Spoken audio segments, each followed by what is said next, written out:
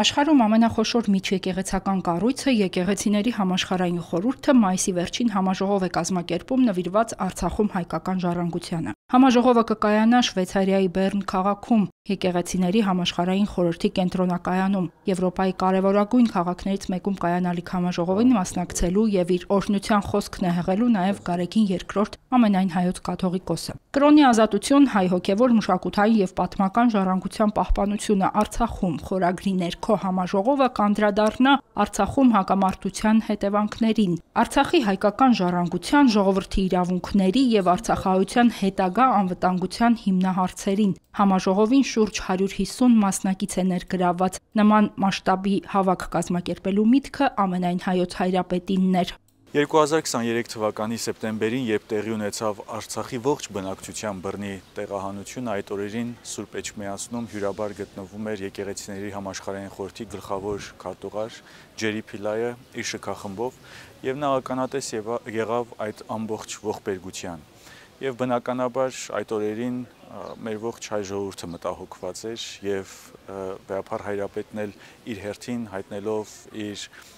ցավը եւ մտահոգությունները տեղի ունեցածի արդիվ նաեւ առաջարկ ներկայացրեց, որպեսզի Եկեղեցիների համաշխարհային խորհուրդը հանձնառու լինի եւ կազմակերպի մի մեծ համաժողով, որը նվիրված կլինի Արցախի հոգեվոր ժառանգության պահպանությանը, Արցախի ժողովրդի իրավունքներին եւ նաեւ պատանդառնված եւ գերեվարված մեր հայրենիների իրավիճակի, նրանց ազատ արձակման խնդրին եւ այլն։ Երրորդյա համաժողովը գիտական եւ փորձագիտական քննարկումների եւ զեկուցումների հարթակ կդառնա։ Կարծրացվեն նաեւ աշխարհում տեղի ունեցող նույնպիսի հակամարտությունները եւ դրանց հետևանքները։ Հրավիրված են բոլոր եկեղեցիներից ներկայացուցիչներ, միջեկեղեցական, միջազգային կառույցների ներկայացուցիչներ եւ պետք է բարձրացվեն մի շարք հարցեր, որոնք վերաբերում են Արցախին, նաեւ Հայաստանին։ Բնականաբար սա շատ ուրախալի է եւ մխիթարող է, որ քրիստոնեական այդ մեծ ընտանիքը, որը ներկայացված է Եկեղեցիների համաշխարհային խորհրդում, ներկա պիտի լինի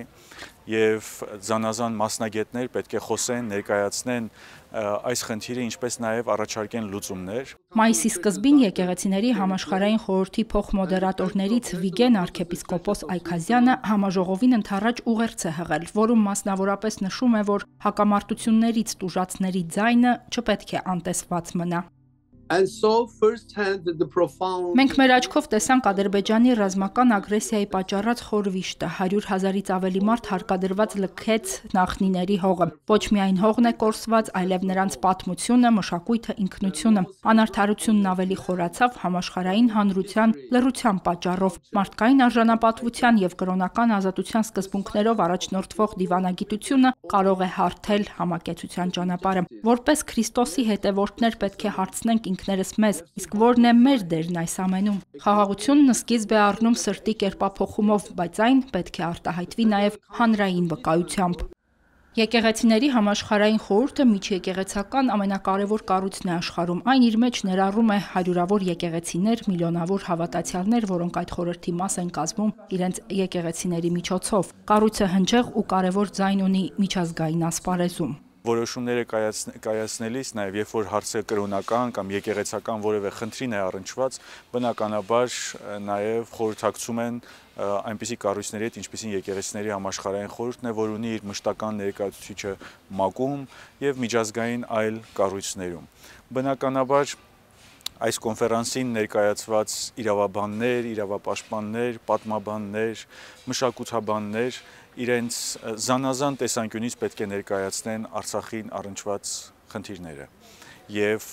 լուծումները ավելի համակողմանի պետք է ձևավորվեն, բնականաբար, որովհետեւ տարբեր մասնագիտությունների տեր մարդիկ պետք է հավաքվեն եւ միասնաբար պիտի քննարկեն այն բոլոր խնդիրները, որ պատուհասել են Արցախին եւ Արցախի ժողովրդին։ Մայրաթոր Սուրբ Էջմիածնի միջեկեղեցական հարաբերությունների բաժնի տնօրեն Հայր Գարեգին Վարդապետ Համբարձումյանը Արցախի մշակութային ժառանգության եւ արցախահայության իրավունքների պաշտպանության հարցը բազմիցս ներկայացրել է միջազգային խոշոր հարթակներում եւ հնչեցրել հայ եկեղեցու դիրքորոշումը, տեղեկացրել խնդրի մասին։ դեռևս խնդիր ունենք պատշաճ կերպով տեղեկատվության տարածման։ Մարդիկ շատերը մտածում են, թե ամբողջ աշխարհում մեծապես տեղյակ են Արցախից, Հայաստանից,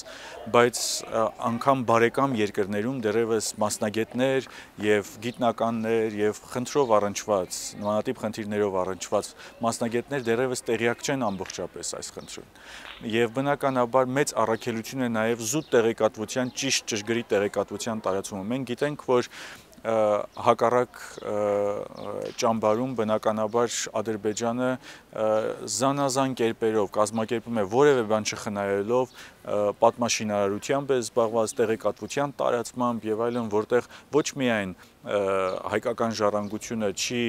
նկատվում որպես հայկական, այլ նաեւ յուրաքանչյուր փորձ արվում է, որպեսզի հայերի ներկայությունը Արցախում, պատմական ներկայությունը Արցախում հերքվի։ Եթե իրականացված ոճիրը չի դատապարտվում, վտանգ կա, որ այն կկրկնվի։ Եթե Արցախում շարունակվի հայկական ժառանգության ոչնչացումը, վերանան վանքերն ու եկեղեցիները, Արցախը կներկայացվի պատմականորեն ոչ հայկական։ Միջազգային հանրության ներգրավումը այսօր չափազանց կարևոր է փաստագրական, վավերագրության առումով, որովհետև այսօր մեծապես անհրաժեշտ է, որ ՅՈՒՆԵՍԿՕ-ն եւ նմանատիպ այլ կառույցներ մուտք գործեն Արցախի տարածք, իրականացնեն մշտադիտարկում, իրականացնեն փաստագրական առաքելություն, որի միջոցով կերևա, թե այսօր ինչպիսի իրավիճակում են գտնվում մեր եկեղեցիները, վանքերը, որպեսզի նախնական վիճակը եւ հետո վիճակը դյուրությամբ կարելի լինի տեսնել եւ արձանագրել այն բոլոր վայրագությունները, որոնք տեղի ունենում ընդդեմ մեր ժառանգության։ Այս առումով կարծում եմ, որ միջազգային մի շարք կառույցներ, ինչպես Caucasus Heritage Watch կամ միջազգային այլ կառույցներ, որոնք իրականացնում են արբանյակային դիտարկումներ եւ այլն, մեծապես նպաստում են այսօր, բայց եթե լինի ուղղակի այցելություն անկախ միջազգային փորձագիտական խմբերի կողմից, սա առավել պիտի նպաստի, որ մեր ժառանգությունը պահպանվի եւ չքանդվի, չոչնչացվի։ Հերմինե Հակոբյան, Վռամ Խանամիրյան, Եկեղեցական կյանք։